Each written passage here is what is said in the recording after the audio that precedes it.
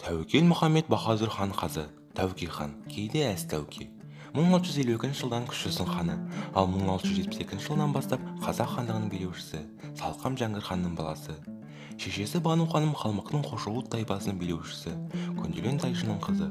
Мұрагерлік жолмен қазақ хандығының билік тізімін қолға алған кезде Тәуке ел ағасы жасына келіп ақыл тоқтатқан, мемлекет ісіне араласып, мол тәжірибе жинақтаған білікті жан болатын. Сондықтан да ол таққа отырып, әке ісін алға жалғап, оның саясатын жүргізгенмен, оны жүзеге асыруға келгенде бұрынғы сөйлеумен кетпей, өзіндік жаңа жолмен жүрді. Тәукені өзге қазақ хандарынан ерекшелеп, оның шын мәнінде көреген басшы, ақылы реформатор екенін танытатын қасиеті де осы өзіндік жолмен жүргенде. Бұл ретте ол ұлы бабасы Қасым ханға қарай бейімделеді. Тәуке ханның ел үшін сіңірген ерен еңбегі екі қырымен айрықша назар аудартады. Бірі елдің іргесін аман сақтауда сыртқы саясатты білгілікпен жүргізіп, анталаған көп дұшпанға бел аудырмағаны. Екіншісі, елдің ішкі жағдайын реттеудегі саяси құқықтық тәртіпті орнатуы. Ол төңірегіне топтан торай шалдырмайтын, сыртқа сыңар сабақ жіп алдырмайтын, бір ауыз сөзмен жұртты жатқызып, өркізетін, беделімен елдің бірлік берекесін кіргізетін ақыл ерлерін жинап, халқын солар арқылы басқарды. Ақыл ой, парасат үстемдігін орнатты. Тарих дерегі сол кезде Тәукенің қасында ұлы жүз Әлібекұлы Төле, орта жүз Келдібекұлы Қадыбек, кіші жүз Бәйдібекұлы Әйтеке секілді халықтың ішінен уақыттың өзі екшеп шығарған даналық сөзімен, әділетті ісімен, қара қылды қақ жаған тура билігімен аттары бұл күнге аңызға айналған атақты билердің болғанын айтады. Халықтың басын қосып, елдің бірлік берекесін кетірер ішкі дау жанжалды, барымта сарымтаны тыйып, елді ынтымаққа ұстау мақсатында ой тоғыстырып, бір бағытта игілікті іс-қимылды жасау арқасында қазақ ханының жағдайы күрт жақсарып, сыртқа айбарын асырды. Жұрт ерді ел қолдаса береке, ханды ел қолдаса мереке екенін көрді. Сол себепті де Тәуке хан ел билеген кез халық есінде қой үстіне боз торғай жұмыртқалаған заман, тыныш, берекелі заман болып қалды. Бірақ бұл әрине ол кезде ешқандай шапқыншылық болған жоқ.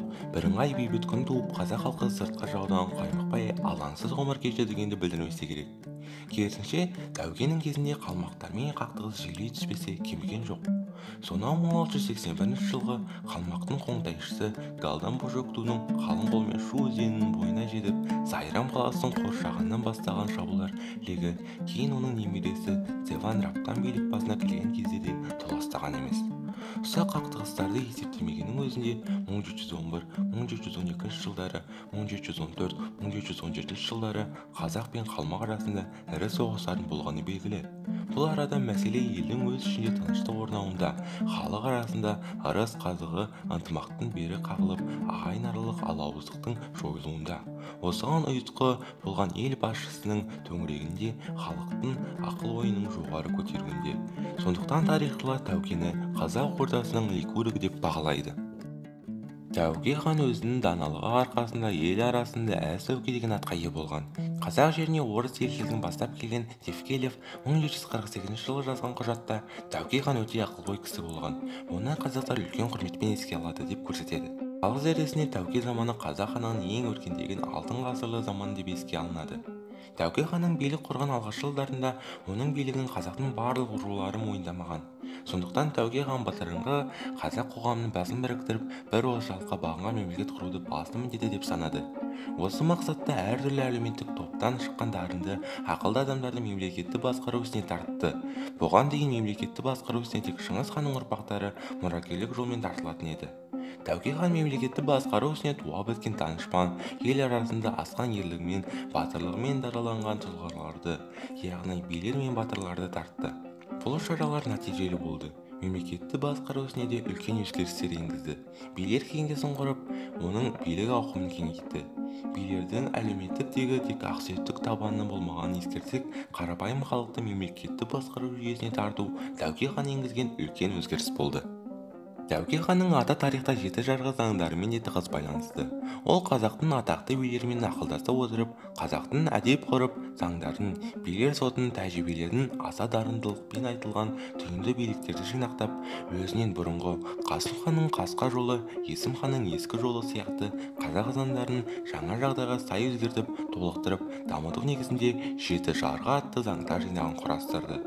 Жеті жарғы орыс деректерінде Тәуке хан заңдары деген атпен белгілі.